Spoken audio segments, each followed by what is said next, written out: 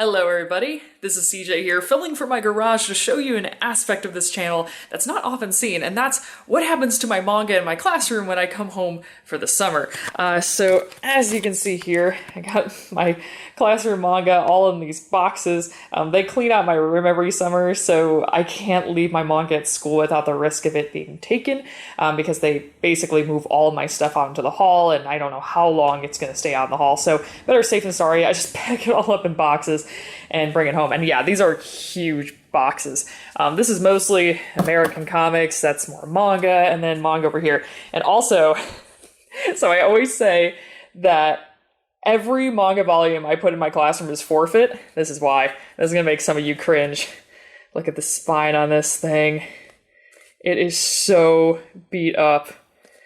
This is a silent voice, very, very much used, and the kids literally just, they flop open the volumes like this. I guess all I'll say here is don't put manga in your classroom unless you want this to happen to your volumes. Here are all the delicious mangoes I picked up for May and June of 2019. Let's go ahead and get started first with Urasawa's 20th Century Boys. Now, I ended up, as I said in the last video, buying the rest of it. I just couldn't help it. It's so good. So I got volume 2 of the new Omnibus, 3 and 4. Now, something that's curious about these covers, I was reading the story, and I noticed that each one of these covers is lifted from a page in the manga. So the author didn't just draw these just to make new covers. Like, these are a real feature of the manga. So I will just warn you guys, now that you know that, I think that may be partial spoilers because I've seen this image. I found where this image comes from, but I haven't seen the other two. So I'm like, what's going on here? Now, as far as the story goes, I want to be careful in saying this because I know this is a praised manga. People love this manga, and so do I. My only concern right now, as of finishing this 4th omnibus, is it's kind of got a feeling like Lost or Sherlock Holmes, where it seems like there's a lot of questions being raised, but not a lot of answers. Like, I keep getting dragged and dragged through this story, and it never feels like it ever reaches like a satisfying conclusion to any of its points, if that makes sense. Now, that being said, I love the characters. The character moments in these stories are amazing, but it makes me wonder if I'm ever going to have the want to reread it now that I know what the answers are. That being said, though, as far as me continuing to collect this series, I think I may go for the 5th volume, see how I like it, and then continue from there if I want to. Because I'm going to be honest with you guys, this is a pretty big commitment, and there's going to be like something like 11 omnibuses, and that's a lot of money. Even though I'm buying these at like 15-ish a pop on Amazon, that's still a hit to my wallet. What I will say though, really quick before I move on, in this volume in particular, they introduce a character, I believe her name is pronounced Kyoko. She's a high school student who gets roped into all this, and she is hysterical. Like, she's like my favorite character in the entire series. So I'm interested to see what happens with her because there's a huge cliffhanger at the end of this volume. I'm like, no! But yeah, I recommend 20th Century Boys, especially if you're a fan of Pluto or Monster. It's fun. It's really fun, but I'm interested to see where this goes. Next, we have JoJo's Bizarre Adventure, Volume 1 of Part 4 Omnibus. Now, let me really quick praise Viz Media because unfortunately later in this video I'm going to roast them a little bit. So yeah, this is a really interesting volume with a kind of an interesting history. So Viz Media came to a bit of a hard place when they realized that, oh, we're finished with the JoJoniums. Part 3's been published. Now we're going to publish Part 4, but there was never a JoJonium for Part 4.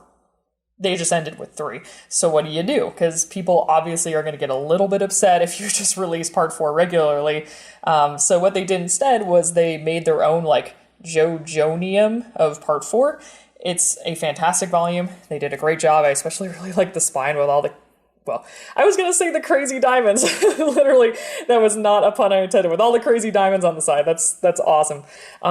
Yeah, I really, really enjoyed JoJo's Bizarre Adventure. Part 4 is not my favorite. It's still a really fun part, and it has some of my favorite stands and some of my favorite characters like Rohan in it. I'd say my favorite part is probably like, I'd say it's probably a three-way tie between 2, 6, and 7. Like, depending on what day it is, I like one of those parts better than the other. Speaking of later parts, though, and rightfully people have pointed this out, the Viz release of this series is so slow, and I don't know why. It's going to take us forever to get to later parts. So, I mean, for what we have right now, I'm really, really happy. Like, Vizzy did a great job with this.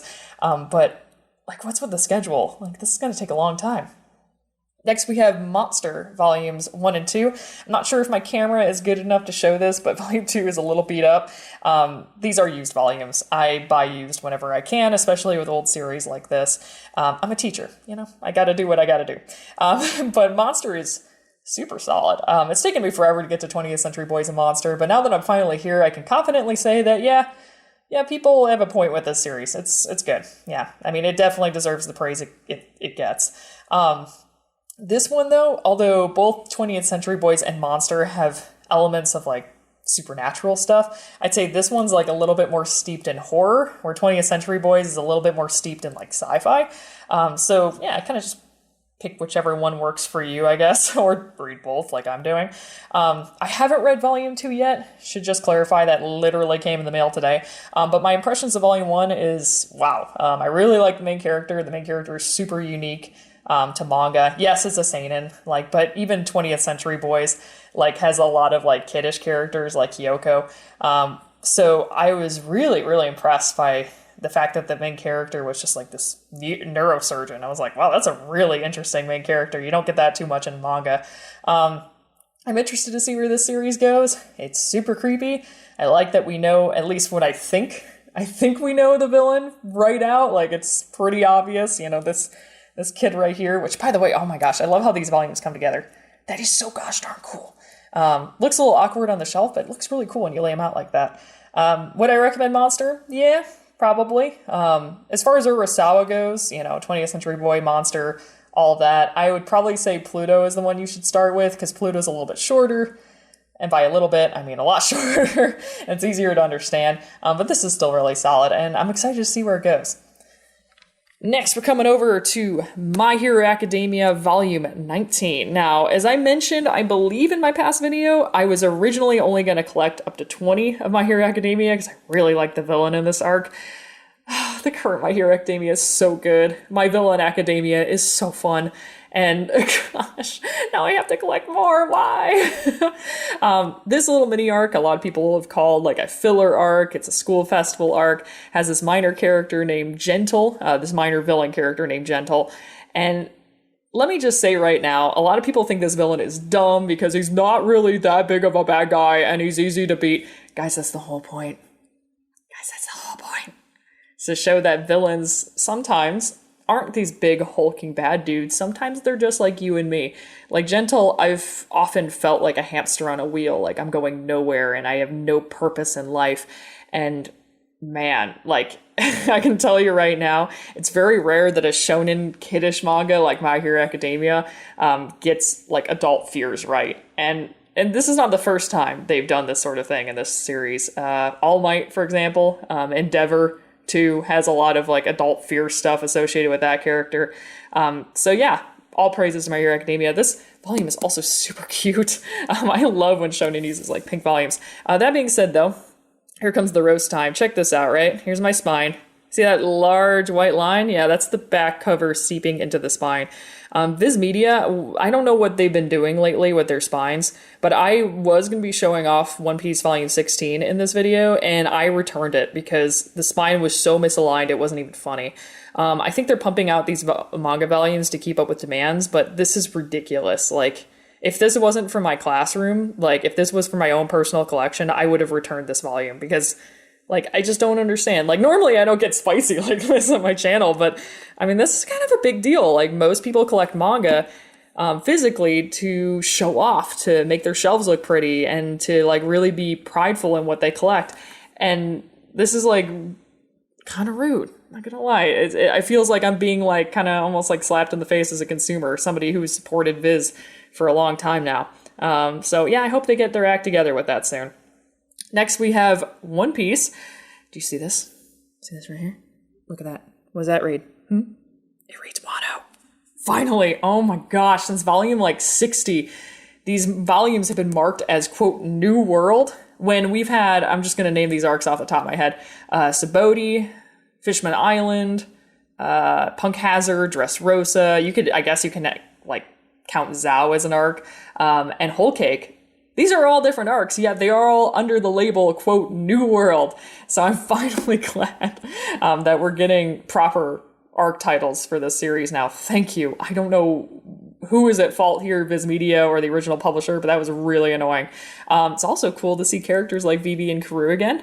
Technically, this isn't Wano. Technically, this is the first half of the Reverie arc. From what we understand in the One Piece community, Reverie is going to be split in half. So we've already experienced the first half, and then we'll experience the second half after Wano is over.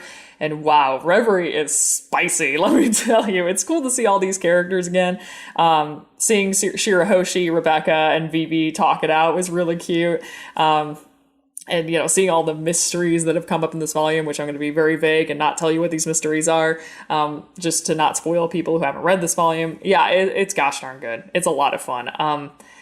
Again, just another great volume of One Piece. I'm really, really looking forward to getting our volumes of Wano in English. Oh, Wano is so good. Don't listen to the haters. Wano is always good. People thought Wano was going to be this like super serious arc with like super serious samurai and it was going to be amazing. And guys, what were you thinking when characters like Kinemon and Momonosuke were in the series? Like, did you think they were just exceptions, that nobody in Wano is going to be like them? I just don't get people.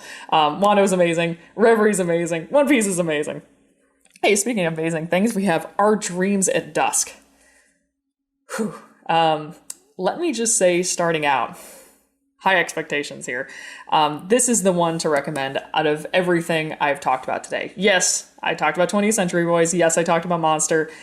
Yeah, I even talked about JoJo's Bizarre Adventure. This is the highest recommendation today. Our Dreams at Dusk was marketed as this LGBT manga, and oh my gosh, it's so cool because it's LGBT, and yes, it does talk about LGBT themes. So the main character is outed as gay at his school, and he freaks out because he can't imagine being seen as gay. He just wants to live a quote-unquote normal life. He contemplates harming himself. He contemplates suicide. It's really intense. And he ends up getting help at this, like this center. I'm not really sure what to call it, but it's like a help center. And he meets other people who identify as LGBT. And let me just say right out, I think it's almost like a disservice to call this like just straight up, oh, it's an LGBT manga and that's why it's good. No, it's just straight up an amazing manga that happens to be LGBT focused. Like, I really want people to understand the difference here. This is an incredible manga. Like, I argue a lot that manga is its own medium, and manga doesn't need anime to justify its existence. This is one of those rare volumes that really, really proves my point. There are these scenes where he's dreaming about the guy he has a crush on, and the panels will literally break apart. He will break apart into shards, and like, it's amazing to see the artist just go nuts with some of the imagery in this manga. I mean, this is a top recommendation for me. I haven't felt so much anxiety reading a manga in a long time. Like, the artist and author really, really, really drives home how intense it is to feel alone, and intense it is to feel like you don't have a purpose in life and that others see you as, well, other. It's amazing. Highest recommendation from me. I'm so excited to see what Volume 2 brings. Next, we have The Promised Neverland, Volume 10. So good. This volume makes me nervous to put in my classroom because it's, Goldie Pond is a freaky arc, man. Like, you know, obviously the first arc, you know, you got these kids who are being raised as livestock, basically, and they don't know it. And now you got kids who are literally being held in this makeshift village, and people are hunting them down. Demons are literally using them as, well, part of their hunting grounds, and that's freaky too. And it's even freakier, in my opinion, when the kids are like, hey, you know, the one way we're going to get out of this is if we hunt the demons back. It's like, whew, that's scary. But again, if you made it through the first arc of the series, you're going to be fine. You know, it's kind of more of the same tone. Emma, in particular, is a fantastic protagonist, and Lewis is a creepy as heck villain. Oh my gosh. That guy is scary. Obviously, The Promised Neverland is super good. I mean, incredible recommendation from me.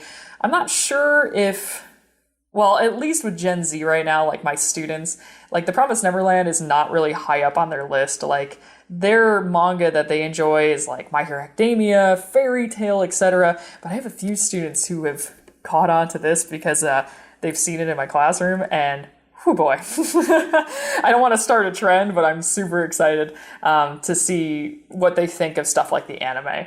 It's going to be really cool. Next, we have Silver Spoon, volumes 8 and 9. And as I mentioned in the past, this is a fantastic series by Hiromu Arakawa. Arakawa wrote Fullmetal Alchemist and the manga adaptation of the heroic legend of Arsalan. Silver Spoon is really good at just nailing those adult fears I have deep in my heart.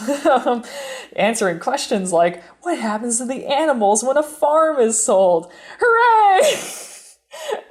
The answer is they're sold for meat. Yay! It's terrifying for me. I don't know. I just don't like thinking of animals dying. But, I mean, it really, in my opinion, makes me as a reader kind of put myself face to face with the food industry, though. What am I willing to ignore just to have my delicious chicken nuggies? You know, there's a lot of crud that goes on in the food industry that is straight up terrifying. And Silver Spoon does a really great job of not shying away from that stuff. Arakawa is very honest with the reader, which I very much appreciate. Although from what I've been hearing from my students and from my colleagues, even stuff like Silver Spoon shies away from some of the more gruesome aspects of agriculture. So, spicy. And farm life, of course. Next we have Sailor Moon, Sailor Stars Part 1 DVD. And what is this gosh darn anime doing in my manga pile? Good golly gee.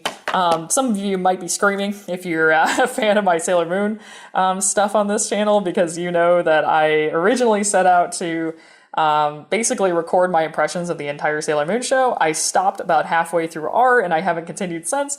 I'm gonna be honest with you guys, anime is really boring for me to watch, especially Sailor Moon, which is 200 episodes. 200! I might come back one day, but for now, I got this season in particular, this final season. I only own S, which is the third season, which is my favorite. It was the season that introduced me to the series and the manga. The reason I got this one is because this has kind of been a unicorn in my life, where I always knew that this season was a thing because I saw it on the internet, but I never knew exactly what it was like, because we never got this season in the US. We never got this season straight up.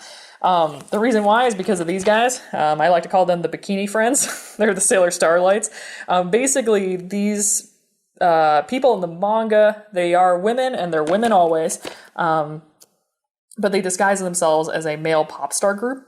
In the anime, they use magic to disguise themselves as men, so they're walking around literally, biologically as men, and then when they need to fight something, they transform into these lovely ladies. And I think that For some reason the rest of my video footage was corrupted.